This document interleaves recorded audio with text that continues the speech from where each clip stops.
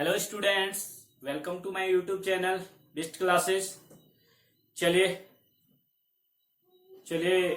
बच्चों, आज हम class 10th NCERT maths exercise 4.2 का क्वेश्चन नंबर 5 पढ़ेंगे, क्योंकि क्वेश्चन नंबर 3 और 4 जो है डेली लाइफ से रिलेटेड क्वेश्चन है, वर्ड प्रॉब्लम वाले। तो ये क्वेश्चन भी आपका वर्ड प्रॉब्लम वाला ही होगा। और पिछले 2 क्वेश्चन में वीडियो अपलोड कर चुका हूं, आप देख सकते हैं मेरी वीडियोस। अगर पसंद आए तो प्लीज लाइक कमेंट शेयर जरूर करें, और हो सके तो चैनल को मेरे सब्सक्राइब कर लें। चलिए बढ़ते हैं वीडियो में आगे, देखते हैं क्वेश्चन में क्या बोल रहा है।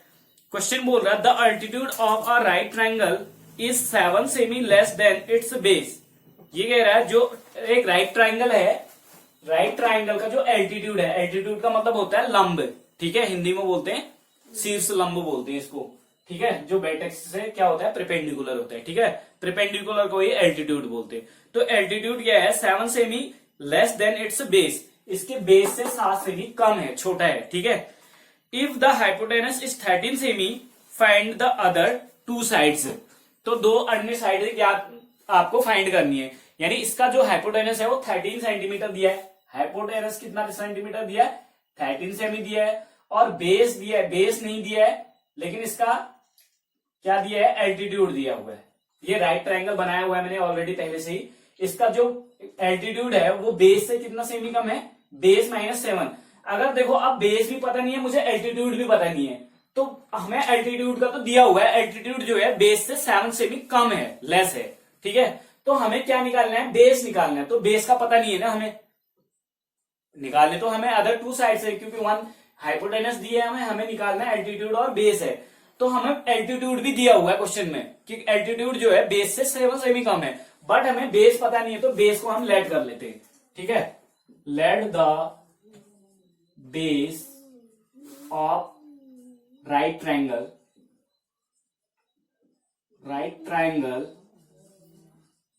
ए triangle B X cm and therefore, तब क्या हो जाएगा, अकॉर्डिंग टू क्वेश्चन बेस तो मैंने बेस लेट कर दिया, बेस भी x सेंटीमीटर। देयरफॉर आपका क्या हो जाएगा, एल्टीट्यूड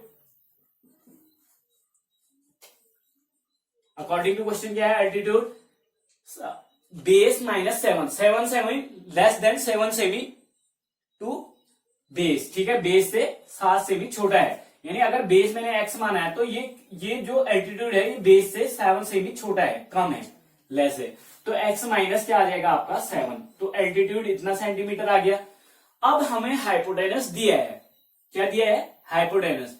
तो अब हमारे पास देखो हाइपोटेनस दिया है, ये 2 साइड दिए, तो हम हाइपोटेनस का स्क्वायर बराबर लिख सकते हैं, क्योंकि आपको पता है राइट ट्राइंगल में पाइथागोरियन थ्योरम यूज होती है। तो बाय पाइथागोरस थ्योरम क्या लिखेंगे, हाइपोटेनस, ये दिया हुआ है हाइपोटेनस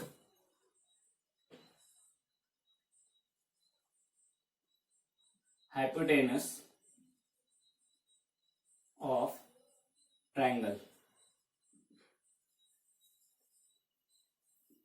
इज इक्वल टू कितना दिया है, 13 सेमी, ये गिवन है हमें, ठीक है।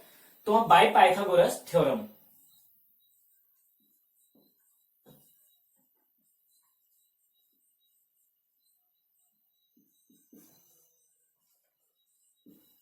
बाय पाइथागोरस थ्योरम क्या होता है, हाइपोटेनस का स्क्वायर, क्या बाय पाइथागोरस थ्योरम क्या होता है, हाइपोटेनस का स्क्वायर इज इक्वल टू क्या होता है, base square plus altitude square. तो hypotenuse square is equal to क्या होता है, हाइपोटेनस क्या है आपका 13 दिया है, इज इक्वल टू बेस यानी आधार का वर्ग, बेस क्या है एक्स का स्क्वायर प्लस एल्टीट्यूड यानी परपेंडिकुलर स्क्वायर, परपेंडिकुलर क्या है x-7 का स्क्वायर है आपका, ठीक है। चलिए यहां तक आप लोगों के क्लियरली समझ में आ गया होगा, पाइथागोरियन थ्योरम यूज हो रहा है। 13 का स्क्वायर होता है 169 होता है, और इज इक्वल टू ये हो जाता है आपका एक्स स्क्वायर और प्लस a माइनस बी का होल स्क्वायर, क्योंकि x-7 है ना, x को a मान लेते और 7 को b मान लेते हो। तो a माइनस बी का होल स्क्वायर बराबर क्या होता है आपका, a square minus 2ab plus B square.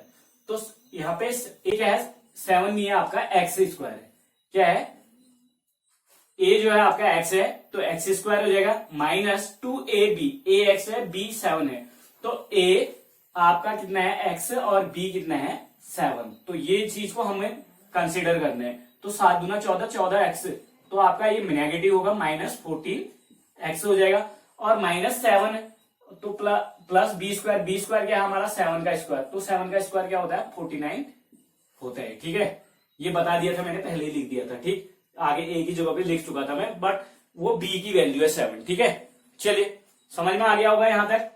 A plus B का यहां पे लिख लेंगे हम यूजिंग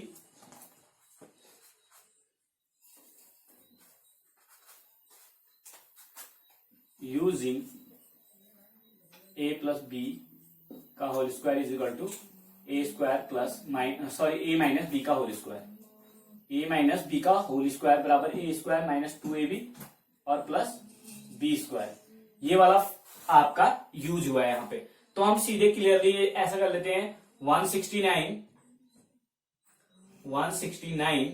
इज इक्वल टू आपका एक्स स्क्वायर जुड़ जाएंगे, 2x स्क्वायर हो जाएगा आपका। ठीक है, माइनस 14x और प्लस 49। एक काम कर लेते हैं, 69 को भी इधर ले जाते हैं, हमारा क्या हो जाएगा ये, हम ऐसा लिख सकते हैं, इसको इधर और इसको इधर। कल भी मैं पिछले लास्ट वीडियो में बता चुका हूं, कोई दिक्कत नहीं है। अब यहाँ पे मैं 69 को उधर लेके जा रहा हूं, तो यहाँ पे 0 बचेगा मेरा, 2x स्क्वायर माइनस 14x और प्लस 49, और इस 169 को यहाँ लेके जाऊंगा तो माइनस 169 हो जाएगा आपका। ठीक है, क्लियरली यहां तक समझ में आ गया।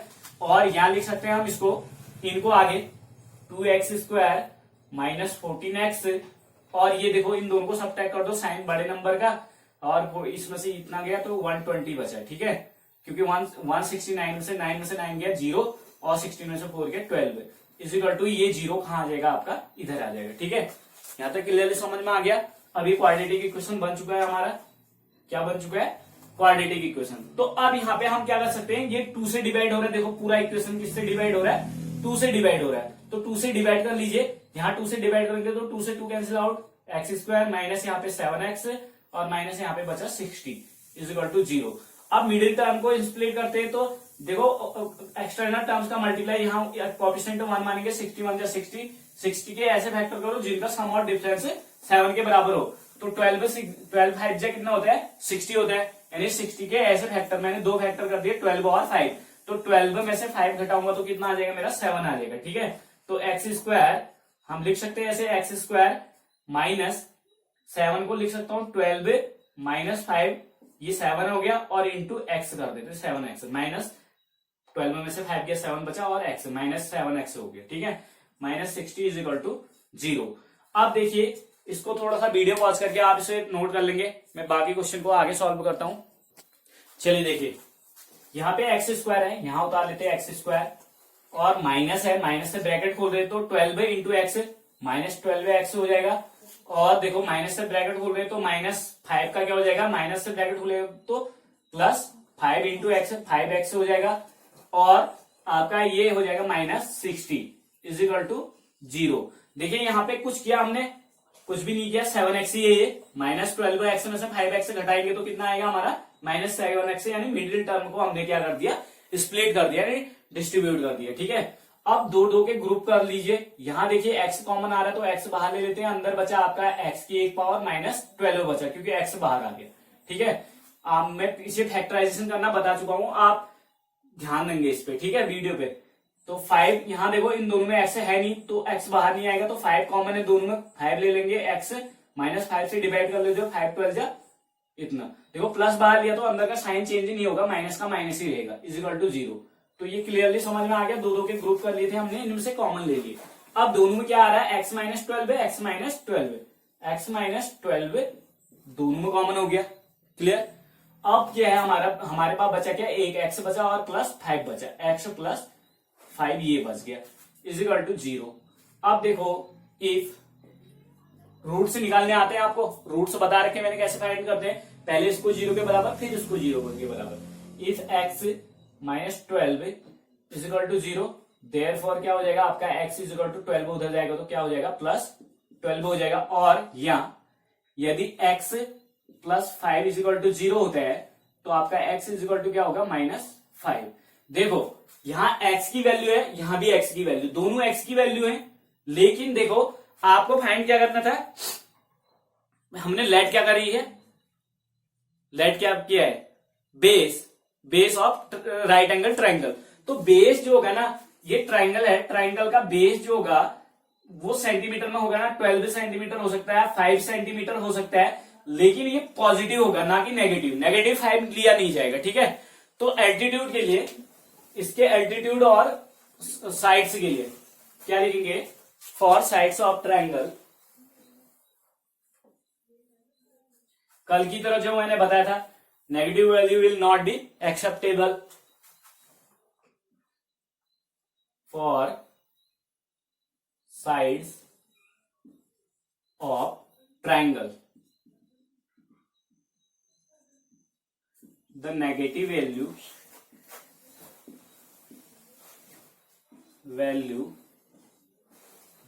विल नॉट बी एक्सेप्टेबल, यानी स्वीकार्य, मतलब क्या, ट्रायंगल की भुजाओं के लिए ऋणात्मक मान स्वीकार्य नहीं होगा। हिंदी में इसका मीन ये है, ठीक है। तो therefore X is equal to कौन सी वैल्यू एक्सेप्टेबल होगी, एक्स इज इक्वल टू 12, ना कि -5।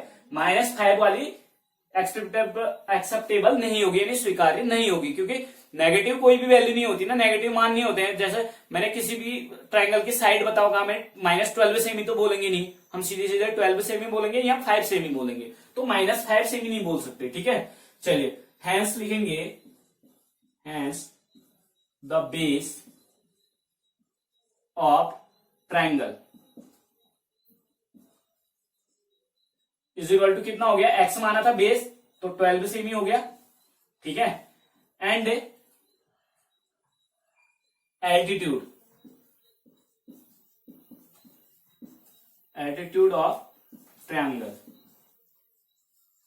इज इक्वल टू, एल्टीट्यूड क्या माना है, x -7, यानी x की वैल्यू कितनी आ गई हमारी, 12 आ गई, 12 -7, x -7 था, तो 12 -7 इज इक्वल टू कितना है आपका 5, तो ये 5 सेमी। तो दोनों आंसर आपके हो गए, यानी एल्टीट्यूड ट्रायंगल की जो बेस है वो 12 सेमी आ गया, एल्टीट्यूड आ गया 5 सेमी। चलिए नेक्स्ट क्वेश्चन देखते हैं, क्या बोल रहा है। A cottage industry produced a certain number of poultry articles in a day. It was observed on a particular day that cost of production of each article in rupees was 3 more than the twice the number of articles produced on that day. चलिए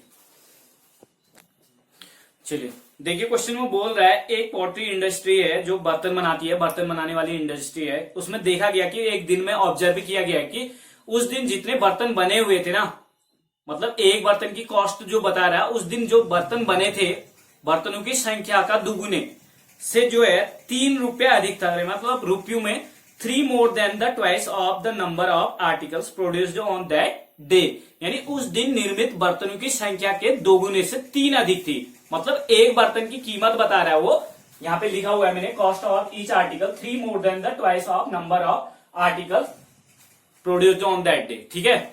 ये चीजें हैं। And देखो और क्या दिया है, total cost of production on that day, उस दिन बने हुए बर्तनों की जो कॉस्ट है उस दिन में, मतलब जितने भी बर्तन बने उनकी कॉस्ट दे रखी है इसने 90 रुपए, और फाइंड करना है हमें number of article and cost of each article. यानी कहने का मतलब ये है कि नंबर ऑफ आर्टिकल यानी बर्तनों की संख्या, कुल बर्तनों की संख्या उस दिन जो प्रोड्यूस्ड हुए, बने, मतलब उस दिन निर्मित बर्तनों की संख्या और प्रत्येक बर्तन की कीमत निकालनी है हमको, मूल्य निकालना है, ठीक है। चलिए लेट कर लेते हैं, जो चीज हमें फाइंड करनी है हमें नंबर ऑफ आर्टिकल और कॉस्ट ऑफ ईच आर्टिकल। देखो नंबर ऑफ आर्टिकल तो हमें पता नहीं है, कॉस्ट ऑफ ईच आर्टिकल दिया है 3 more than the twice of number of article produced on that day, मतलब उस दिन एक बर्तन की कीमत दी है उसने, उस दिन बने बर्तनों की कुल संख्या का दुगुना यानी ट्वाइस, +3, more than 3 कह रहा है ना, तो +3, 3 रुपए ज्यादा। तो इसका मतलब हमें नंबर ऑफ आर्टिकल पता नहीं है, तो लेट कर लेंगे, क्योंकि कॉस्ट ऑफ ईच आर्टिकल भी दी हुई है हमें कहीं ना कहीं, क्योंकि 3 more than है किससे, twice of number of article से, तो इसलिए नंबर ऑफ आर्टिकल हमें पता नहीं है, तो नंबर ऑफ आर्टिकल निकाल लेंगे हम, ठीक है। Let the number number of articles produced on that day. Produced on that day B X. देखो उस दिन निर्मित बर्तनों की संख्या हम एक्स मान लेंगे, ठीक है. देयरफॉर अकॉर्डिंग टू क्वेश्चन लिख ले ATQ, या हम लिख सकते हैं according to question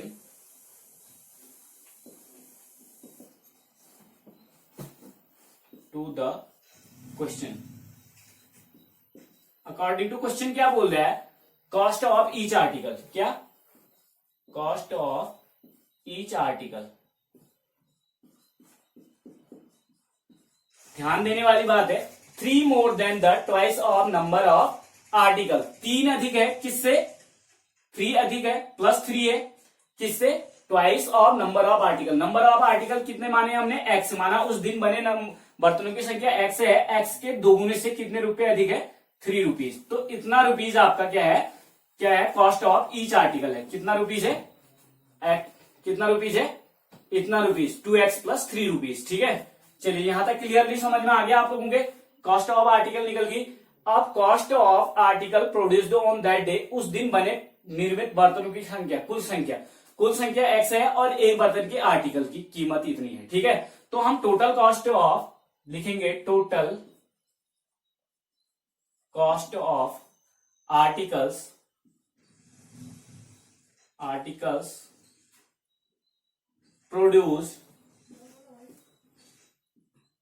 produced on that day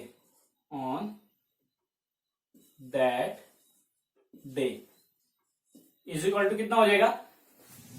number of article into, इसका मतलब क्या हुआ? Number of article into cost of each article. यानी प्रत्येक वस्तु की जो मूल्य होगा वो मल्टीप्लाई बाय ये होगा आपका. ठीक है, तो यहां पे लिख देता हूं मैं. यहां पे देखो, तो उस दिन जो बर्तन निर्मित हुए ना, उनकी टोटल कॉस्ट कितनी थी? 90 थी. वो अकॉर्डिंग टू क्वेश्चन है. हमारे अकॉर्डिंग देखो क्या होता है? ऑन दैट डे नंबर क्या लिखा है हमने? Total cost of article produced on that day. उस दिन बने बर्तनों की कुल लागत मूल्य कितनी थी, मतलब कीमत कितनी थी, मूल्य. तो उस दिन निर्मित बर्तनों की संख्या यानी number of articles.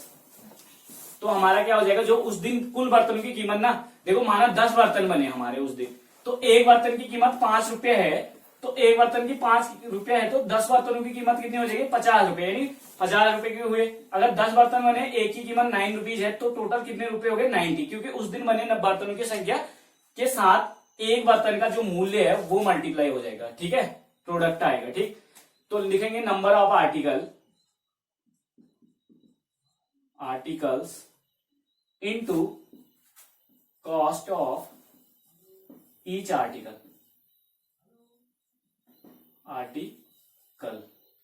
Each article का मतलब प्रत्येक. Number of articles produced on that day ये होना चाहिए, लेकिन मैंने डायरेक्टली शॉर्ट में लिख दिया number of article and into. तो नंबर ऑफ आर्टिकल कितने हैं उस दिन बने? बर्तनों की संख्या x है into cost of each article. Each article, प्रत्येक आर्टिकल की कॉस्ट कितनी है? 2x plus 3. तो इतना रुपीज हमारे अकॉर्डिंग हो गया. कितना रुपीज? इतना. x इंटू इतना. तो इज इक्वल टू लिख सकते हैं हम x इंटू 2. तो इसको रुपीज में कितना लिखेंगे हम? ये रुपीज में है. ठीक है, किसमें है ये? रुपीज में. तो आगे आप रुपीज लिखो या ना लिखो कोई दिक्कत नहीं, क्योंकि x के टर्म्स में लिखे हमने. तो 2 इंटू एक्स, 2x स्क्वायर हो जाएगा और प्लस x इंटू 3x. इतना रुपये हमारे अकॉर्डिंग है. कितना रुपये है हमारे अकॉर्डिंग? इतना rupees. But according to question, this cost is 90 rupees.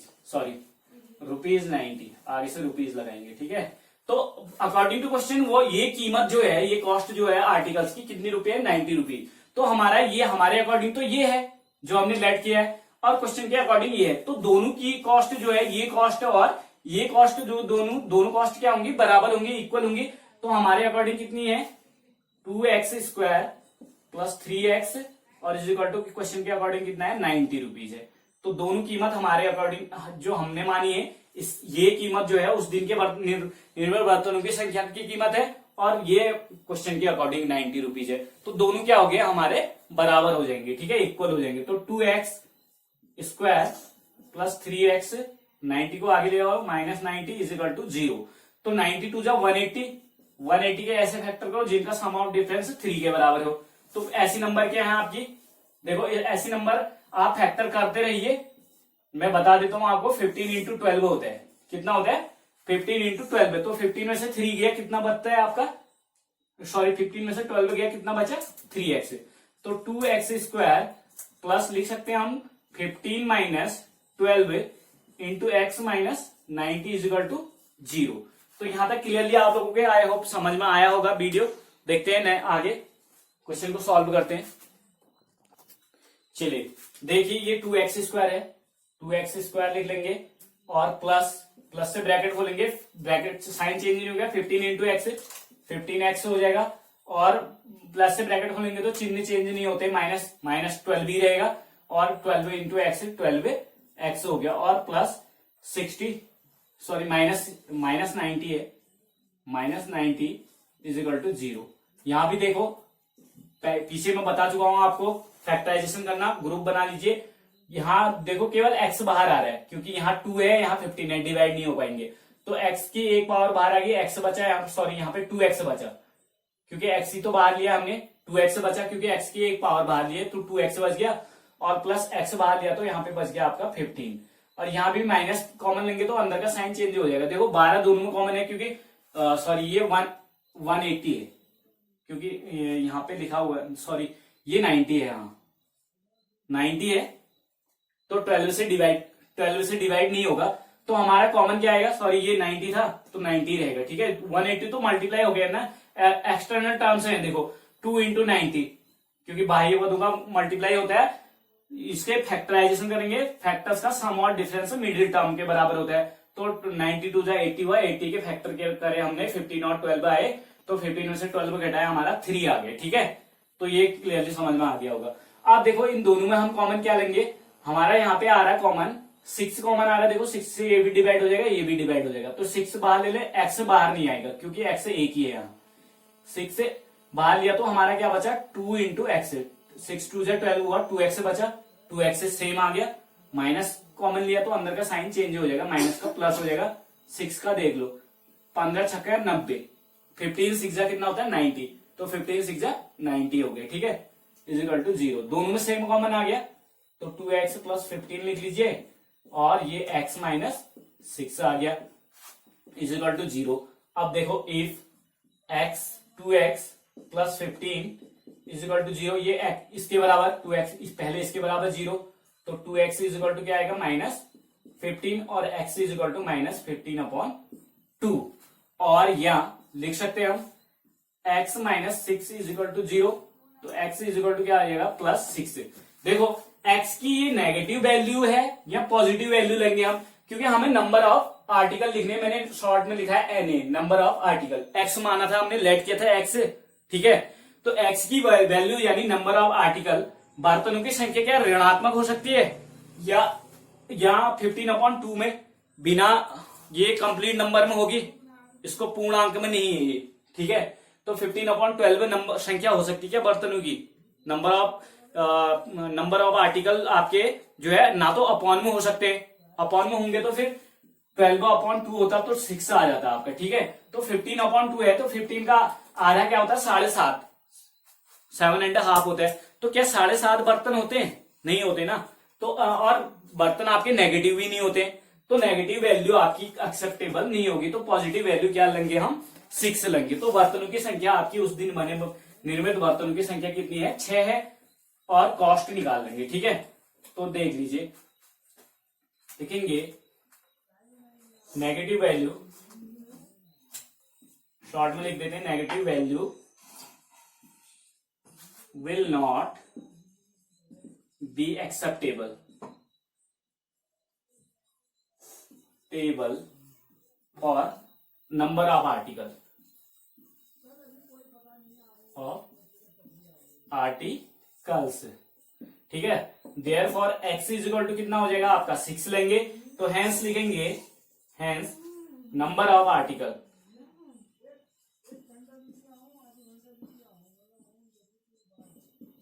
Number of articles is equal to 6 and cost, यही पूछा है ना दो चीजें NA और CA।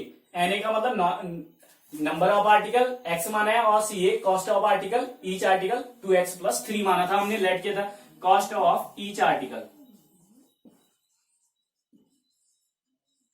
इज इक्वल टू कितना है 2 इंटू एक्स, एक्स की वैल्यू 6 है प्लस 3, तो लीजिए क्या हो गया ये आपका 12 प्लस 3 हो गया, 12 प्लस 3 इज इक्वल टू क्या हो जाएगा आपका, ये रुपीज में आएगा ना आपका, किस में आएगा रुपीज में आएगा, क्योंकि कॉस्ट किस में आती है रुपीज में आती है, तो रुपीज लिख लीजिए आगे से रुपीज लिख लेंगे। ठीक है, ऐसे is equal to rupees 2 into X, X की वैल्यू 6 आई प्लस 3। ठीक है, 6 2 12 और प्लस 3, यानी रुपीज में कितना आया आपका 12 प्लस 3 इज इक्वल टू कितना हुआ आपका बताइए 15, तो रुपीज 15। तो एक आर्टिकल की जो कॉस्ट होगी वो 15 रुपीज होगी और टोटल नंबर ऑफ आर्टिकल कितना होगा 6। तो ये दोनों आपके आंसर हो गए, एक तो 6 टोटल नंबर ऑफ आर्टिकल 6 हो गए, उस दिन बर्तनों के उस दिन जो निर्मित बर्तन है वो 6 हैं और एक बर्तन की कीमत 15 रुपए है। ये दोनों आंसर हो गए आपके। Thank you. चलिए, वीडियो पसंद आए तो प्लीज लाइक कमेंट शेयर जरूर करें और हो सके तो चैनल को सब्सक्राइब कर लें। Thank you.